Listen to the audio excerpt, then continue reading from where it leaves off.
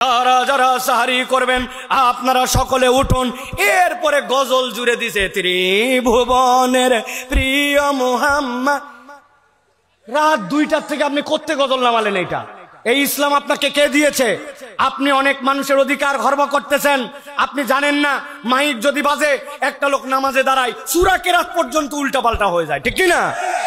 ওই লোক ওই সময় তাহাজ্জুদে দাঁড়াইছে, কিয়ামুল লাইলে দাঁড়াইছে, আল্লাহর কাছে প্রার্থনা দাঁড়াইছে, আর আপনি গজল দিয়ে পাগল করছেন। আমি বলতে চাই প্রিয় ভাইরা, আপনি মেহেরবানি করে 3টা টাইম সিলেক্ট করেন। 1 ঘন্টা খানিক আগে উঠে বলবেন এলাকাবাসী আপনাদের সাহরির সময় হয়েছে, মেহেরবানি করে নিজে ডাকুন, অন্যদেরকে ডেকে দিন। আবার একদম শেষ হওয়ার 10 মিনিট আগে আর শেষ হয়ে গেছে, এই ঘোষণা 3টাই যথেষ্ট। সাথে সাথে আপনাদেরকে একটা পরামর্শ দিব, এই শেষ সময়ে যদি আপনার আল্লাহর কাছে রিওয়ার্ড পেতে চান, সাহারির ডাকাডাকিতে যদি অনন্যতা আনতে চান, আপনি একটা তালিকা বানান।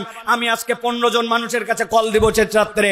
আপনার চাচতো ভাই, ফুফাতো ভাই, খালাতো ভাই, ফুপু, গ্রামের ওই আত্মীয়টা যাদের সাথে অনেকদিন কথা হয় না, আপনি টার্গেট করেন। উনারা তো উঠবেই, কিন্তু আমার সম্পর্ক বিল্ড আপের জন্য, এই বরকতময় সাহারির সময় একটু দোয়ার জন্য, আত্মীয়তার সম্পর্ক, বন্ধুত্বের সম্পর্ক চাঙ্গা করার জন্য আপনি টার্গেট করে করে পুরা রমজান মাসে যে আমি ধারাবাহিকভাবে 5 জন 7 জন করে কল দিব।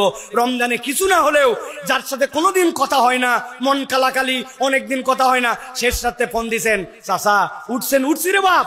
তুই আবার কল দিছিস? হ্যাঁ চাচা আমার জন্য একটু দোয়া করেন। এটা একটা ভালোবাসার বন্ধন হবে। এই মাইকে ডাক দিয়া ওই এলাকার মধ্যেই কেবল ডাকাডাকি হচ্ছে। এখন সকলের মোবাইলে আছে অ্যালার্ম, সকলের বাড়িতে আছে ঘড়ি, মাইকে না ডাকলেও চলে, তাও ডাকেন। কিন্তু এই বরকতময় সাহারির সময়টুকুকে ফোনে একটা লিস্ট বানায় আশপাশে ডেকে একটা আত্মীয়তার সম্পর্ক, বন্ধুত্বের সম্পর্ক, ইসলামী একটা সামাজিক আপনার যে সুচারু একটা আচরণ, এইটা আমরা সমাজে ছড়ায় দিতে চাই। পারবেন ইনশাআল্লাহ? পারবেন ইনশাআল্লাহ? নাকি চিন্তা করবেন হুজুর ওই সময় কল করলে আবার মোবাইলের কয় টাকা লস হয়? আপনি যে কত মোবাইলে ইন্টারনেটে টাকা নষ্ট করেন ভাই, আপনি যে মোবাইলে হাউকাউ কথা বলে কত টাকা নষ্ট করেন। আর সেহরির টার্গেটে আপনি যদি এইটা করেন তাহলে আল্লাহর কাছে একটা ইবাদত হিসেবে পরিগণিত হবে। মনে থাকবে ইনশাআল্লাহ। প্রিয় ভাইরা, রমাদানকে আরেকটা বিষয় আমরা বলি, 4 নম্বর বিষয় এটা। আমরা বলি রমজানে যত ইচ্ছা খাও, রমজানে খাওয়ার হিসাব হয় না, ঠিক না ভাই? কারা কারা জানে ঠিক বললো? রমজানে খাওয়ার হিসাব হয় না। না, রমজান খাওয়ার কিসের হিসাব? দুমা খা বেটা, যা পারিস তাই খা, একদম গিলতে গিলতে এই পর্যন্ত। ইফতার তো আমাদের 3 ইনিংসে হয়।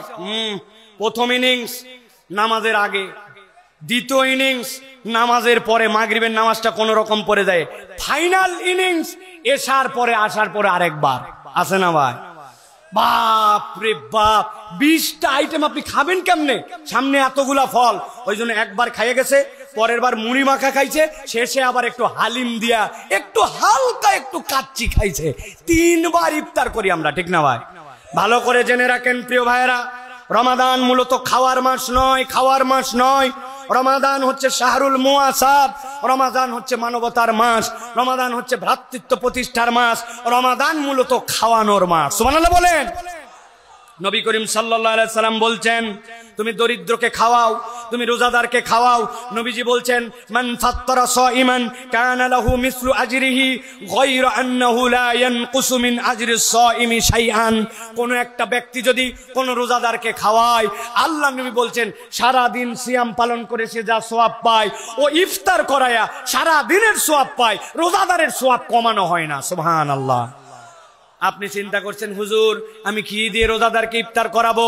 রোজাদারকে ইফতার করাতে হলে অন্তত 4 পদের তো ফল দিতে হয়, পেঁয়াজি, বেগুনি, অন্তত পক্ষে আলুর চপ, সিঙ্গারা, ঝুড়ি ভাজা, অন্তত পক্ষে বুন্দিয়া, অন্তত পক্ষে আকবরিয়া বা অন্য ভালো কোনো জায়গার কোনো একটা নতুন আইটেম না দিলে ইজ্জত থাকে নাকি?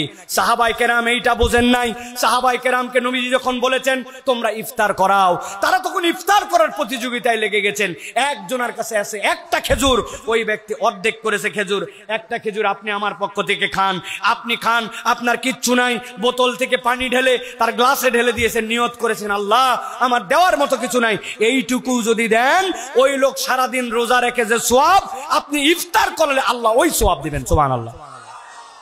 আমি তো অনেক জায়গায় টেকনিক করতে বলি, আমলের মাস, কামায়ের মাস, টার্গেট করেন একদিন 50টা প্যাকেট বানাইছেন, খরচ কত হবে? সর্বোচ্চ 200 টাকা। বলে হুজুর কোন প্যাকেটে এইটা? 1 কেজি মুড়ি কিনছেন কয় টাকা লাগে? 50 টাকা। 1 কেজি খেজুর, হাফ কেজি খেজুর কিনছেন 100 টাকা। আপনি অল্প একটুখানি ছোলা কিনছেন 50 টাকা। 200 টাকায় ক্লিয়ার। 10 টাকায় পলিথিন কিনছেন, ওর মধ্যেই দিছেন একটু মুড়ি, দিছেন একটা খেজুর, দিছেন একটু ছোলা, পকেটে বাঁধছেন, একটা বাজারের ব্যাগ ভরায়া চলে গেছেন সাতমাথায়, চলে গেছেন একদিন মাটিডালির মোড়ে, চলে গেছেন আপনার বাজারে।